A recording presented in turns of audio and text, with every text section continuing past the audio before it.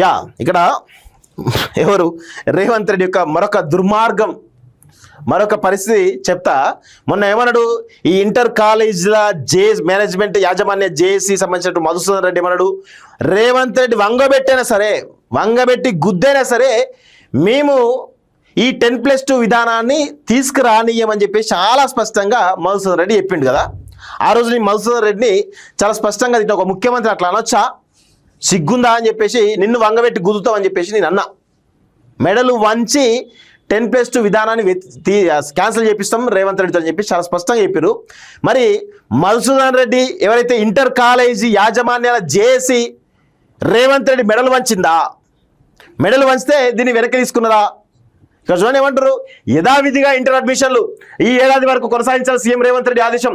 పాఠశాల విద్యలో ఇంటర్మీడియట్ విలీనానికి సాంకేతిక సమస్యలు క్షుణ్ణంగా అధ్యయనం చేయాల్సినటువంటి అవసరం. విద్యా సంవత్సరం ప్రారంభానికి తక్కువగా ఉన్నటువంటి సమయం. విద్యార్థుల ప్రయోజనాల రీత్యా విలీనం వాయిదా. విస్తృత సంప్రదింపులు, అసెంబ్లీలో చర్చ తర్వాత నిర్ణయం. అధికారులతో ముఖ్యమంత్రి రేవంత్ రెడ్డి సమీక్ష. సాంకేతిక సమస్యలపై ఇప్పుడు చెబుతారా, ఆ కాలేజీలకు భయపడుతున్నారా అంటూ ఆగ్రహం. సీఎం నిర్ణయాన్ని స్వాగతిస్తున్నట్టు ఇంటర్ విద్యా చేసి చెప్తున్నది. ఇంకా 2 రకాల వర్షన్లున్నాయి.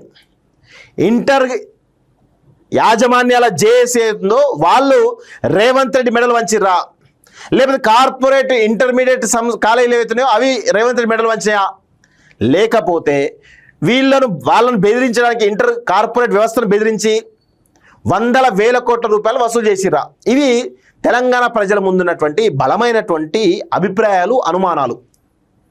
మీకు అర్థమవుతుంది కదా. ఎందుకంటే ఢిల్లీకి ఏఐసీకి కప్పం కట్టాలి ప్రతి మంత్. సో రకరకాల రిసోర్సెస్ ఉన్నాయి. ప్రతిసారి మీరు గమనించండి, రేవంత్ రెడ్డి ఏదైనా సరే ఫస్ట్ వాళ్ళకు ఏదో విధంగా భయపెట్టిస్తాడు, తర్వాత వదిలిస్తాడు. మొన్న మేము ఆదిత్య వ్యాంటేజ్కి వెళ్ళంగానే అక్కడ ఆల్రెడీ మూసీ పేరిట ఆ భారీ నిర్మాణాలు అవుతున్నాయి. అప్పుడు రేవంత్ రెడ్డి రాగానే ఆపేసారు.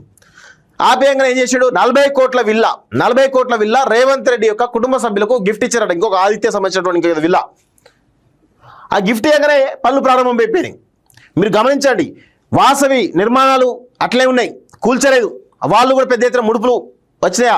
లేకపోతే మేడ్చల్లో ఈ ప్రణవ్ కన్సల్ సంబంధించిన పెద్ద ఎత్తున 800 సంబంధించిన విల్లాలు కడుతూ ఉన్నారు. దానిలో కూడా ఇదే పరిస్థితి. అక్కడ కూడా బఫర్ జోన్లో, FTLలో, గవర్నమెంట్ ల్యాండ్లో ఉన్నాయి, కూల్చాలని చెప్పేసి హైడ్రా నిర్ణయం తీసుకున్నది. తర్వాత మళ్ళీ బ్యాక్ అయిపోయింది. ఎందుకు బ్యాక్ అయిపోయింది? ముడుపులు ముట్టినాయట 100 కోట్ల రూపాయలు. ఇట్లా ఇప్పుడు ఇది ఇంటర్ కాలేజీలు కూడా మీరు గమనించండి, 10+2 విధానం తీసుకొస్తాం, ఇంటర్మీడియట్ బోర్డును రద్దు చేస్తాం, ఇంటర్ విద్య ఉండదు, 10+2 విధానం ఉంటుంది, కాకుండా మురళి సిఫారసుల మేరకు చేస్తున్నామని చెప్పారు కదా. మరి వారం రోజుల్లోనే ఎందుకు ఈ నిర్ణయం వెనక్కి తీసుకున్నట్టు? ఇప్పుడు ఒక నిర్ణయం తీసుకునే ముందు దానికి చాలా పెద్ద ఎత్తున కసరత్తు జరుగుతాయి కదా. కసరత్తు జరగంది, దానికి సంబంధించి డ్రాఫ్ట్ ప్రిపేర్గా ఉంది. ముఖ్యమంత్రి రేవంత్ రెడ్డి స్థాయిలో ఆ నిర్ణయం జరగదు. ఎందుకు అంటే కేవలం వాళ్ళకు ఇట్లా ఫీలర్ వదిలేయంగానే వాళ్ళు భయపడి 100 కోట్ల రూపాయలు తీసుకొచ్చి రేవంత్ రెడ్డికి ఇచ్చేస్తారు. ఎవరో ఒకరు ఉంటారు, మధుసూదన్ రెడ్డి అంటే వాళ్ళ కమ్యూనిటీ కాబట్టి ఏదో ఒకటి నడుస్తూ ఉంటుంది కదా. సో అది రాగానే ఇమీడియట్గా బ్యాగ్ తీసేసుకున్నాడు. ఇప్పుడు ఇంటర్మీడియట్ స్టార్ట్ అవుతుంది, నెక్స్ట్ మంత్ స్టార్ట్ అయిపోతుంది, మళ్ళీ పిల్లలకి ఇబ్బంది అవుతుంది కదా అని చెప్పేసి మళ్ళీ ఒక కారణం చెప్తారు. ఇది మరి ముందు 6 నెలల ముందు ఆల్రెడీ రిపోర్ట్ వచ్చి 3 నెలలు అవుతుంది. మరి 3 నెలల ముందు ఇది ఖరారు కావాలి కదా, ఎందుకు కాలేకపోయింది? అంటే చూడండి ఏ విధంగా రేవంత్ రెడ్డి మ్యానిపులేట్ చేస్తారో గమనించండి. సొసైటీని చాలా పెద్ద ఎత్తున ముందే ఒక ఫీలర్ వదులుతాడు, వాళ్ళు భయపెట్టిస్తాడు, వాళ్ళు డబ్బులు ఇవ్వగానే దాన్ని ఆ నిర్ణయం వెనక్కి తీసుకుంటాడు.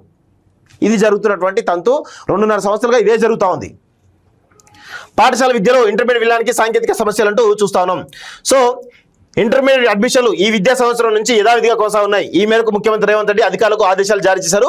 అడ్మిషన్లకు సమయం తక్కువగా ఉండడం, ఇంటర్మీడియట్ను పాఠశాల విద్యలో విలీనం చేసే ప్రక్రియను పలు సాంకేతిక సమస్యలు అడ్డుగా ఉన్నందున ఈ నిర్ణయాన్ని వెనక్కి తీసుకున్నట్టుగా చాలా స్పష్టంగా చెప్తున్నాడు. చూద్దాం మరి అది ఇంతవరకు ఏంది, నెక్స్ట్ ఇయర్ తెలిసిపోతుంది. చేస్తారా చేయడం, మళ్ళీ అసెంబ్లీలో చర్చ జరగాలంటున్నాడు. మరి ఇది అంత ముందు ఉండాలి కదా, ఇది అంత ముందు ఎందుకు లేకపోతుంది?